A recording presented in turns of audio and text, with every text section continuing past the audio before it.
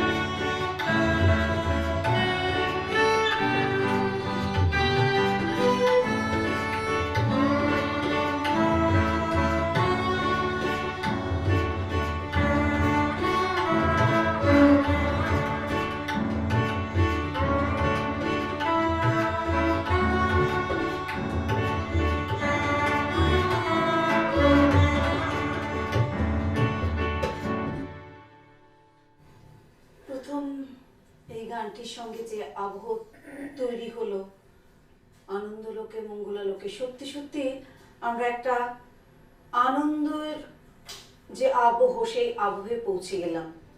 প্রতিমা, তোমার কাছে জানতে চাইবো তুমি কেন একটি দলের স্বপ্ন দেখেছিলে, যেটা আগে মানে আমরা স্টুডিওতে ঢোকার আগে তুমি বলছিলে যে আমি একটা স্বপ্ন দেখতাম। এই স্বপ্ন কবে থেকে দেখা এবং এখন কেমন লাগছে স্বপ্ন বাস্তব হতে? অ্যাকচুয়ালি এই স্বপ্নটা শুরু হয়েছে আমরা যখন মেঘবালিকার থ্রোতে যখন আমরা প্রথম প্রোগ্রাম করলাম, তারপর থেকে এটা শুধু আমার স্বপ্ন না, আমাদের প্রত্যেকেরই এটা স্বপ্ন হয়ে দাঁড়িয়েছে। কারণ আমরা এত ব্যস্ততার মধ্যে সবাই, যেহেতু আমরা সবাই গৃহিণী, পাশাপাশি আমরা দুজন এখানে 3 জন চাকরিও করি, তো এত ব্যস্ততার মধ্যে আমরা এটার যে আমাদের শখ, এই শখটা এটার মধ্য দিয়ে আমরা পূরণ করি। আমরা এই প্রোগ্রাম যখন করি তখন আমাদের কন্টিনিউয়াস রিহার্সেল হয়, কিন্তু যখন প্রোগ্রাম থাকে না তখন আমাদের জন্য মনে হয় আমরা যেন কী যেন মানে করছি না, আমাদের যেন কি মিসিং করছি আমরা। তো এত ভালোবাসি আমরা এখানে, প্রত্যেকের ভালোবাসা একদম মিলে গেছে মনে হচ্ছে আমাদের প্রত্যেকের। তাহলে আনন্দলোকে শোনার পরে এখন আমরা কি শুনবো? ভজন। এবং যে ভজন মানে আমাদের প্রত্যেকের মনের মধ্যে এই ভজনটা ছোটবেলা থেকে গেঁথে যায়, গেঁথে গিয়ে আমরা কোথাও গুনগুন করি যখন অনেকে মিলে করে। আজকেও হয়তো ওরা যখন সবাই মিলে বাজাবে, আমরা কিন্তু যারা শুনছি বাড়িতে হোক বা যেখানেই হোক, আমরা কিন্তু তার সঙ্গে নিজের গলা মানে হয়তো মেলাবো বা একাত্ম হব। তাহলে এবার আমরা যাচ্ছি রঘুপতি রাঘব রাজারাম এই ভজনটিতে।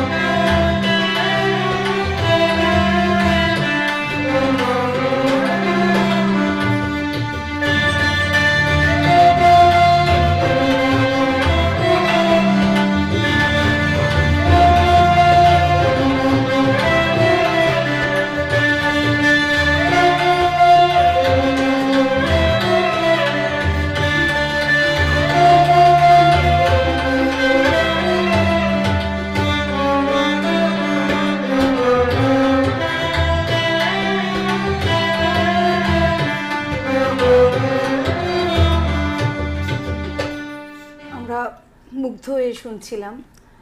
তো চামেলি, তোমার কাছে জানতে চাইবো, প্রথম যখন যেদিন অনুষ্ঠান করেছিলে সেদিন তোমাদের কেমন লেগেছিল? কোথায় হয়েছিল অনুষ্ঠান একসঙ্গে, মানে মানে আমাদের- অনন্যা গ্রুপ নাম নিয়ে? আমাদের প্রথম অনুষ্ঠানটাই হয়েছিল, যেটা দিদিরা বললেন, আমাদের মেঘবালিকার অনুষ্ঠানে।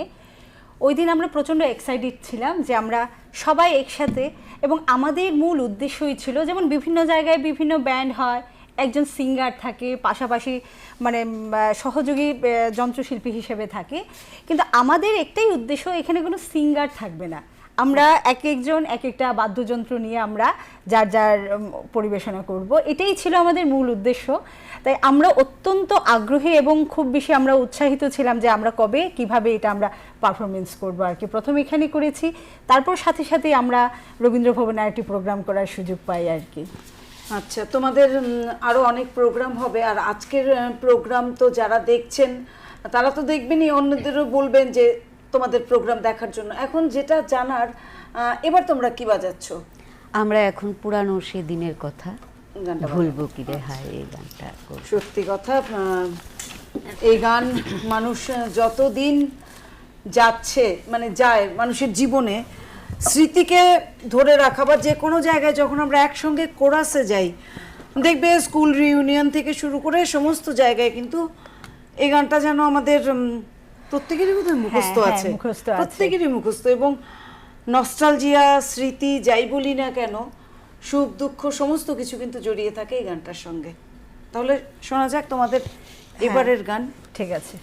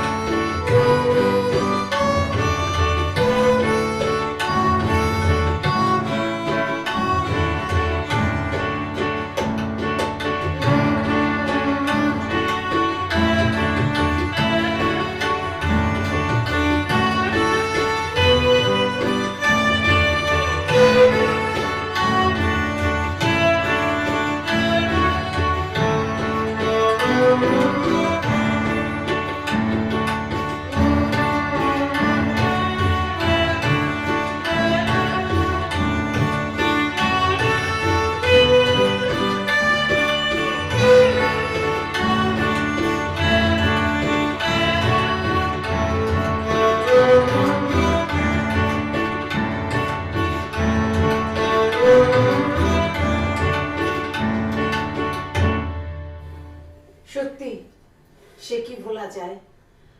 পুরানো সেই দিনের কথা এই গানটির সঙ্গে আমার এই মুহূর্তে তোমাদের সবাইকে দেখে স্কুলবেলার কথা মনে পড়ছে, এবং স্কুলবেলার যে স্মৃতি তাই যেন আমাদের আঁকড়ে ধরেছে। তো আমরা কথা শুনবো, আরো গানে যাব। তার আগে অপর্ণা, তোমার কাছে জানতে চাইবো, যে তোমরা প্র্যাকটিস করো, তোমাদের তো রেগুলার প্র্যাকটিসের একটা ব্যাপার থাকে, রিহার্সালের ব্যাপার থাকে, বা নিজেরা বাড়িতে রেয়াজ করো, কিভাবে প্র্যাকটিসটা করো এবং যখন তোমরা একসঙ্গে রিহার্সাল দাও সেটা কিভাবে সম্ভব হয়? এত কিছু যেহেতু তোমরা সামলাচ্ছ। আমরা অ্যাকচুয়ালি ওই যেটা প্রথম থেকেই বলা হচ্ছে সেটা আমাদের হৃদয়ের টান। হ্যাঁ, তো যে যতই পরিশ্রম করি না কেন, সারা দিনও যদি ঘরে কাজ করি, তবুও রিহার্সাল যদি থাকে, সবাই সবকিছু ছেড়ে ওই সময়টুকু মেনটেন করে আমরা কিন্তু ঠিক সবাই উপস্থিত হই, ওইখানে গান করি, একটু খাওয়া দাওয়া হয়, নিজেদের মতো ঘরে যে যা পারে ওইটা করি, একটু চা ব্রেক নেই, একটু নিজেদের মধ্যে হাসাহাসি করি, এটা করেই থাকি আমরা। আর যেটা তুমি বলছো সব সময় কি হয়, দেখো আমাদের তো, আমরা তো এখন তো বয়স প্রায় 60-এর গুড়িতে যাচ্ছে, তো এখন আমাদের ছেলে মেয়েরা দূরে থাকে, ওদের দিকেও নাতি নাতনি এসছে, তো ওইগুলি আমাদের বৃহত্তর স্বার্থ। তো ওইখানে আমাদের যেতে হয় অনেক সময়, যখন আমরা যাই তখন মানে নারীর টান যখন হ্যাঁ, তখন তখন যেতে তো হয়, যেতেই হয়, হ্যাঁ। কিছুটা প্রয়োজনে, কিছুটা মনের, মানে যে কোনো কারণেই হোক আমাদের যেতে হয়। তখন সময়টা অ্যাকচুয়ালি সবাই মিলে প্র্যাকটিস সবসময় করা সম্ভব হয় না। তখন কোনো অনুষ্ঠান হলে যারা প্রেজেন্ট থাকে তারাই করে, কিন্তু মঞ্চে সবাই সবাইকে খুব মিস করে। এটা আজকে আমি এখানে বসে ফিল করছি, কারণ দুর্বাদিকে আমরা মিস করছি। আমি যেদিন ছিলাম না, এরকম একটা প্রোগ্রাম করেছিল ওরা 3 জন মিলে, প্রতিমা আর আমি অ্যাবসেন্ট ছিলাম, দুর্বাদিও অ্যাবসেন্ট ছিল, তখন আমি আজকে ফিল করছি যে ওই দিন ওরা আমাদেরকে কতটা মিস করেছিল। খুব মিস করছি সবাই মিলে দিদিকে। আচ্ছা, দুর্বাকে মিস করছো, এটা তো স্বাভাবিকভাবে মন খারাপ লাগছে, কিন্তু ধরো এই যে আজকে বাজাচ্ছ, প্র্যাকটিস হচ্ছে, তারপর একটা সময় দেখা যাচ্ছে তোমরা একসঙ্গে রিহার্সালে যেতে পারছো না, মন খারাপ লাগছে, তখন কি করো? নিজেরা ঘরে প্র্যাকটিস করো? হ্যাঁ, আমরা নিজেরাই প্র্যাকটিস করি, আর সবার সাথে যোগাযোগ, আমাদের একটা হোয়াটসঅ্যাপ গ্রুপ আছে অনন্যা নামে, এটার মাধ্যমে আমরা সবার সাথে যোগাযোগ করেই আমরা প্র্যাকটিস করি, কি হবে পরবর্তী গানটা কি করব, এইভাবে আমরা কমিউনিকেশনটা রাখি সবার মধ্যেই। আচ্ছা, এবার আমরা কি শুনবো? এখন আমরা কতবারও ভেবেছিনু আপনা ভুলিয়া, এই গানটুকু করব, মানে বাজাবো, তবে সেটা পুরোটা করছি না। তাহলে আমরা গানে যাই এবার, না?